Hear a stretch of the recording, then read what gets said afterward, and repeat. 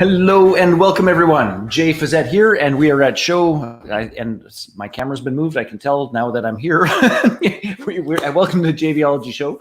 We are at show number 68, which is crazy to me in terms of how fast all of these things go. But we have a fantastic show for you today.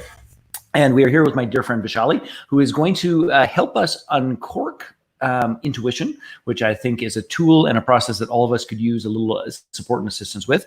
And for those of you who do not know, let me just fill you in a little bit about this show, about who we are and what we do, and then we're going to hear from Vishali. So my name is Jay Fazette. I'm the founder of JVology, the perfect mix of people, fun, and profit. And we are a business, an organization, a community that helps entrepreneurs redesign their business models so that they have a steady stream of free, perfectly qualified leads supplied by joint venture partners, and a steady stream of consistent recurring income, again, provided by JV partners. And we do this through collaboration, through win-win arrangements. And our intention is always one thing and one thing only: to help our clients solve their problems more effectively, more completely, and get what it is that they want in their life and in their world. Now, we do this through a multitude of ways, like this show where I get to feature Vishali and share her with our community and the entire world. We do this through events like our JVology Live, which is a 3.5-day online in-person. When I say online in person, that means you're live there, it's not recorded, event where you get to meet a couple hundred other joint venture partners and learn what it means to reinvent your business in this manner. We have things like the Global Lounge, which is a membership community where twice a month we get together for training, support, and joint venture invitations with members from all over the planet, which is super cool.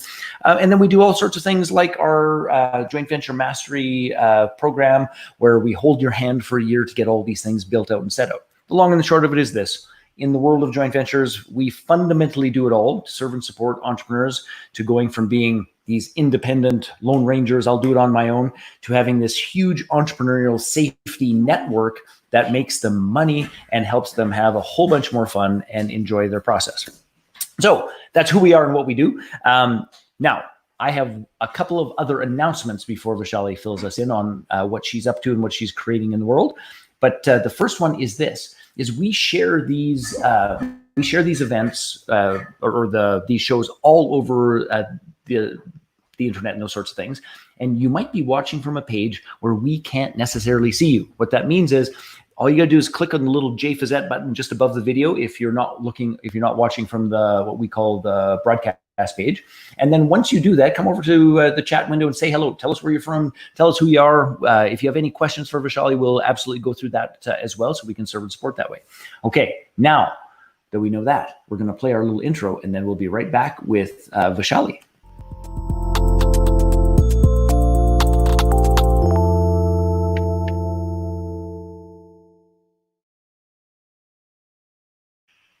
All right, gang, we are back. So Vishali, welcome to the show. Thank you for being here. I really appreciate it. Thank you for having me. I'm excited. Yes, me too. So let's start with like the 5,000-foot view of who you are, who you serve, and what you do. Sure. So the 5,000-foot view of who I am. I am a left brain engineer who transitioned to a right brain intuitive. So at present, I am an intuitive. And whom do I serve? I serve entrepreneurs and online business owners who feel like they are stuck because they don't get seen, because they have a Me Too product and nobody is buying them, or maybe they did a launch and their numbers didn't do as good as they wanted. So they want to kind of stand out and let their genius shine through them so that people can see their product from miles away and say, yes, I want that, sign me up. Awesome. And so tell me a little bit, because this whole idea of left brain engineer to right brain intuitive, how the heck did that happen? So that was actually an accident. It was not planned. I was having some problems related to work, and I decided to seek help. And the help I decided to seek was calling up psychics. So I am sure nobody of you has ever done that, but that's what I did. And so I called up like one psychic, then two, then five, then 10. Holy And slowly, doodles. I was not done yet. Some people some people take time to learn. I went up to like 20, 30, 40, and around that time I said, this is it. It's like too much. They don't know what they're talking about. I'm going to go and learn this myself. So I decided to learn it myself, and I decided to do what is typically known in the psychic world as readings. And if you're an intuitive, you'll just say intuitive, but it's like the same thing at different levels. Okay. So I decided to do that, and I decided to test that on myself, and it started working. And there's like a long story short, when I had a switch in my brain flip, if we have time, we'll go into that. So I had like this one moment where everything completely turned around, and I said, "Holy smoke, this is real!" So then I started playing with it. I used it for myself, and then I started working with clients. So then the clients started saying, "Oh my God, it worked! This happened! That happened!" So that's how it happened. That's astounding. So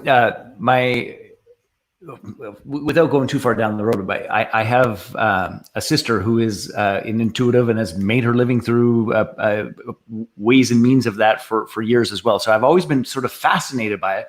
But my brain is probably a little bit more left brain engineer than right brain intuitive, which is kind of funny because I am also very intuitive. So it's an interesting blend and balance whenever I come across someone who has both aspects, which is pretty fascinating. Yeah, I think my brain got rewired a little bit, and now I kind of think differently because I also I formally studied intuition. I took a lot of classes. I spent a lot of time studying. I had different teachers and all that, and I studied different techniques. And one of the techniques in intuition is like creation. How do you create something? So, like in a normal world, you will say, I want this launch and I want this to do something. I want it to do like 10K or something. And you have like one way or one vision of how that's going to happen. And you let your intuition take over. It will show you like a million ways to do it. It's connecting the dots. So you have to be very certain of what it is that you want. And you have to ask the question properly, because there have been many times when I asked something and I got it, and that's not really what I wanted. So So yeah, so go ahead. well, I was just going to say, so on this note, and I don't know if these two things are directly related or not, but this thing about your brain becoming rewired. So is there a relationship between that and the uncanny link? Because I'm fascinated by that catchphrase of the uncanny link. So the uncanny link is a name I came up with for the podcast when I was working on the podcast along with you guys as well. And I was thinking, like, what should my podcast be? It should be something unique. And I was fishing for the name. It took me the longest time ever to get a name. And I was asking my intuition for help. And that's when I actually got the answer, which is, just combine physics and metaphysics. And there's a link between them. And you demonstrate through your show what the link is between physics and metaphysics. Or as in a normal world, you would say like science and woo, or natural and supernatural. So it's actually already connected, because we are like a spirit in a body. And just like how we have our body and we have our physical senses, we also have our spiritual senses. And that's really what intuition is. We call it the clairs. Like, if you've ever heard the word like clairvoyant or claircognizant. Yeah. So those are the senses of the spirit. And the spirit can sense anything from like miles away. Like you go in a room and you say, I'm just attracted to that person. You haven't seen him, met him, talked to him, and then suddenly that person will turn out to be like your next business partner or whatever. So that's really what intuition is. It kind of points you in a way where your human senses cannot see things. Yes. And I don't know what your thoughts are about this, but often it seems to me that the intuition that is most powerful for me is often the intuition that flies in the face of all of the rational logical thoughts. And when I get those hits that are just like, this doesn't make any freaking sense whatsoever, I frankly pay more attention to them, just because it's like I'm quite certain that this isn't my brain creating this. This is something that is actually contrary to my brain or my beliefs or any of those sorts of things, and yet it's still here and present, so it's got to mean something. Yeah, so we are all raised in a certain environment, and it doesn't matter where you're from or what you've done so far, but we are all raised in a certain environment, and we are used to thinking in a certain way. And we have those logical switches in our brain that, A leads to B and B leads to C, and you keep going like that. So we just know like this one way to do a certain things, but with intuition, you just get like the next step and the next step. And to a normal person, it makes no sense, but the universe will sort of connect the dots, and it's very random. And I think it comes through faith. That's beautiful. So that reminds me.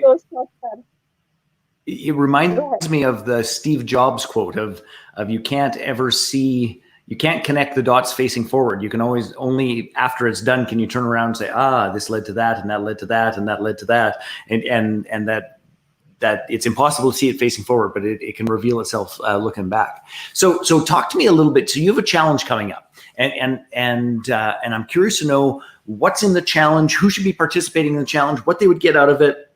Fill me in on that. Sure. So the challenge is called Unleash Your Creative Genius. And all of us have this genius within us, which we may or may not know. And a lot of entrepreneurs, what they try to do is they take some product and they look at how somebody else has done it and kind of create a Me Too product. So if you just have like a Me Too product, it's going to be hard for you to distinguish yourselves. But if you put your real stamp on it and let your genius shine through the product and bring that out, then people are naturally going to be attracted to you. And you only want the ones who are attracted. You don't want like the other ones, because they won't work out anyway. So that's what the challenge will do. It will kind of show you how to unleash your genius. That's what the challenge is for. And it's a 5-day challenge, yes? Yes, it's a 5-day challenge. I'm just getting the link in here for you. So for anybody who wants to get registered for it, would be great. And I see that I typed Precious's name wrong because it's on the screen. That's way too far. Hi, Precious. Just to be clear, I'm going to type your name properly now.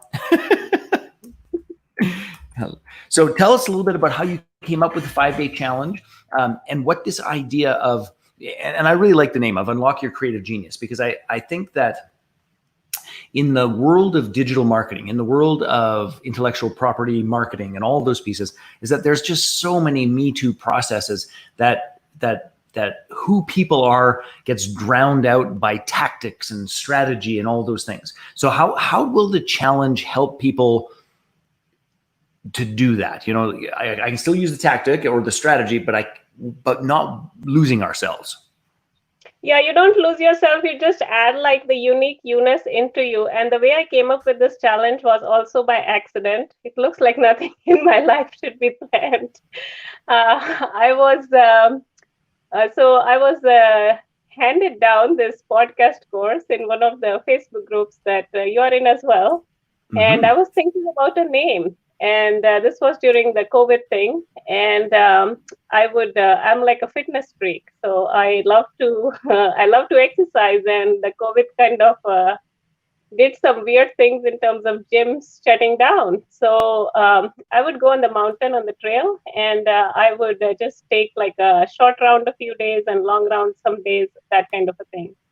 And during that time, my mind would be on like, what should the name of my podcast be?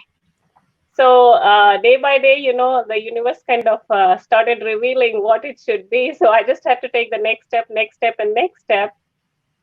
And it gave me the name, the Uncanny Link. And then I was told to teach this technique. So I ended up with a framework to moving forward from the challenge. There's a framework where you can actually take an ordinary product, like whatever is the ordinary product you have, and then you can just like put a little bit of genius into it. It's like sprinkling something on the dessert sort of a thing to make it more appealing so that people grab it.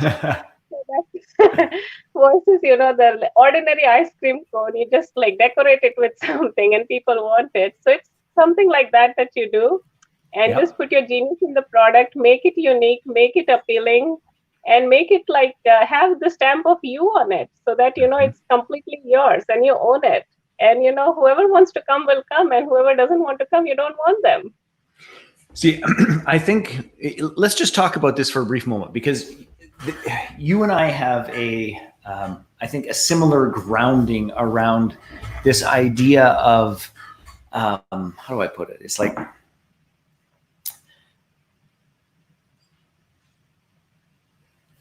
let's talk about selling and closing techniques and strategies. So like a bunch of that shit I just can't use, and it doesn't align in any way, shape, or form, because in my core it's this idea of people are either going to be attracted and move towards and say yes because it aligns with them heart, mind, and soul in some way, shape, or form, even if they don't fully cognizantly understand what that is, or it's not for them.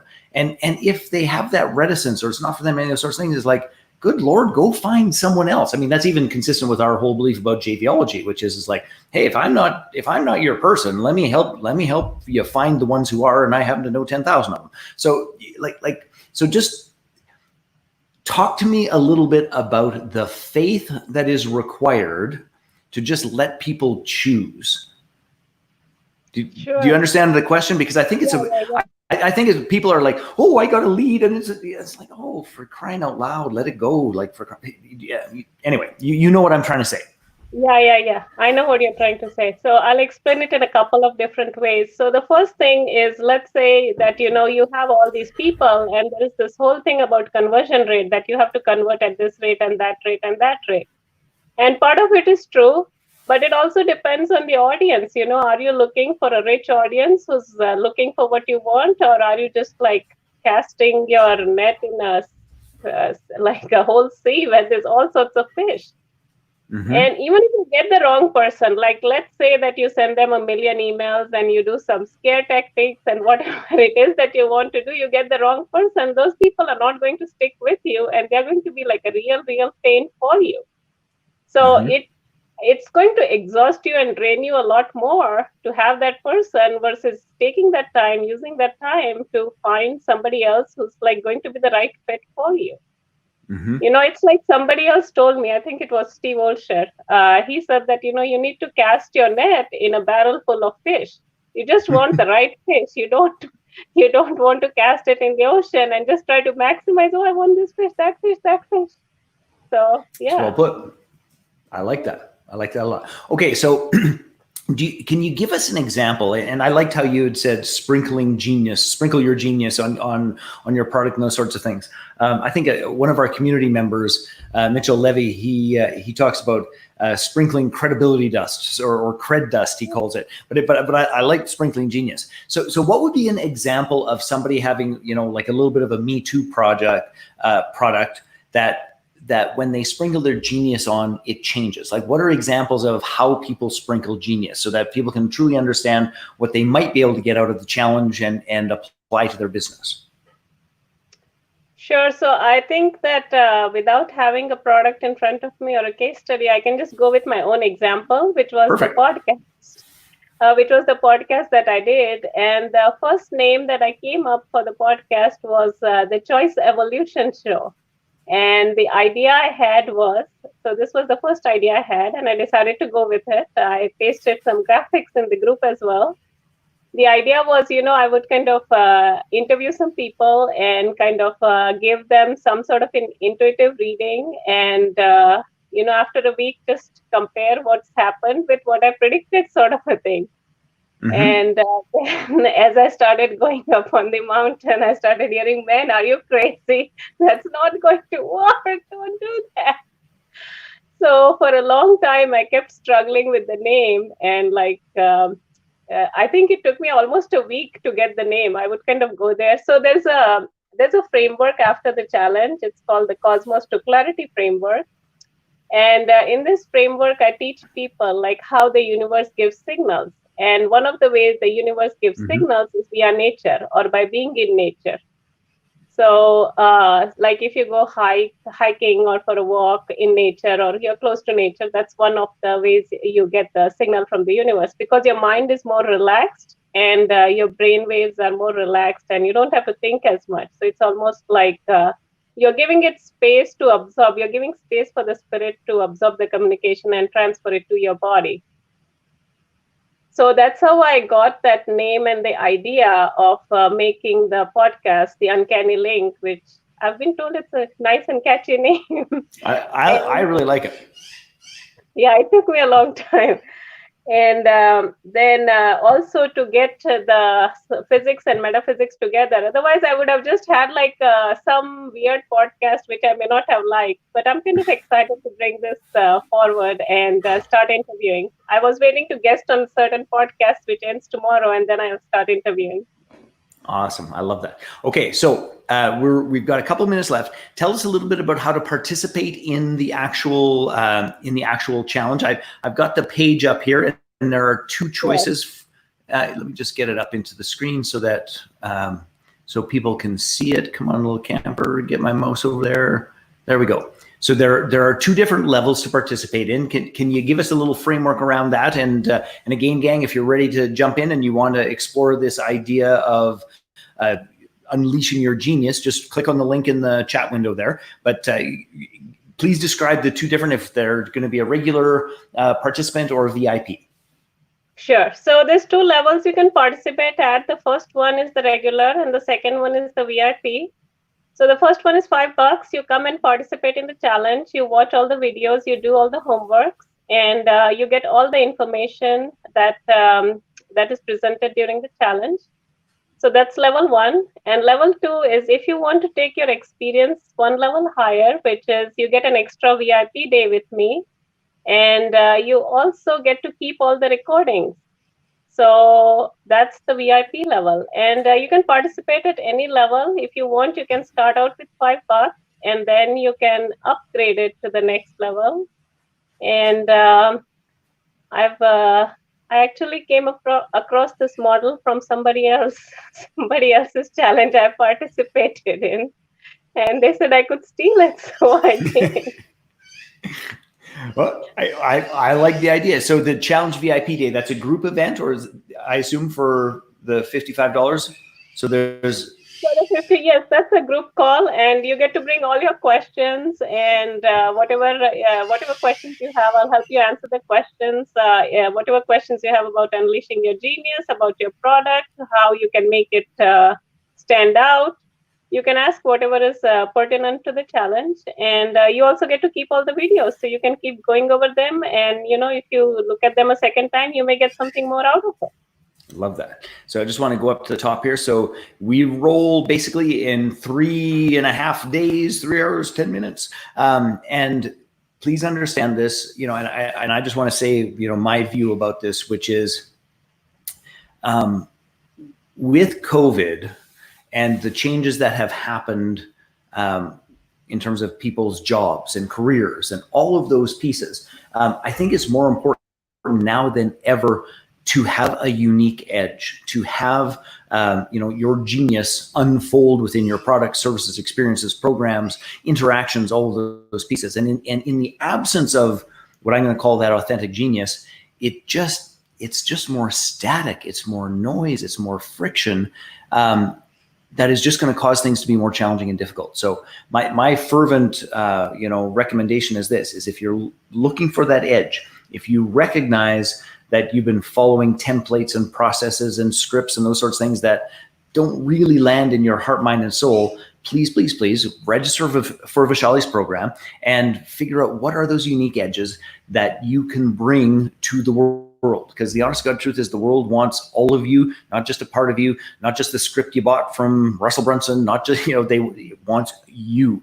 So on that note, please register and enjoy. Vaishali, last word to you in terms of any final thoughts. If you have any hesitations, just sign up for the $5 and then you can upgrade it later. And I look forward to seeing you in the challenge. Awesome. Well, thank you so much for being on the show. I truly appreciate you, and good luck. I look forward to hearing the update and the outcome. Thank you. All right. Bye-bye. Bye.